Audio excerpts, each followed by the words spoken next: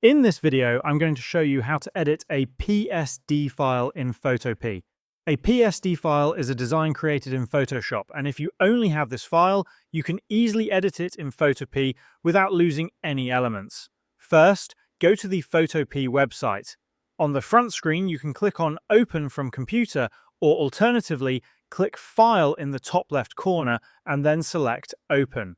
Locate your PSD file on your computer and click Open.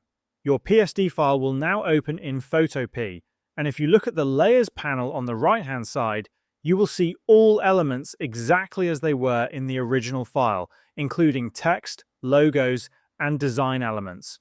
To edit any element, simply select it from the Layers panel. For example, to edit text, open the text folder, select the text layer you want to change, and type your new content. It will update immediately.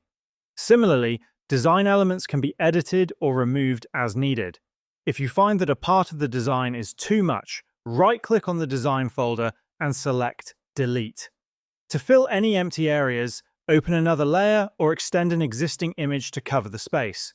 You can adjust the placement and size of any element by enabling transform controls from the top menu while the Move tool is selected.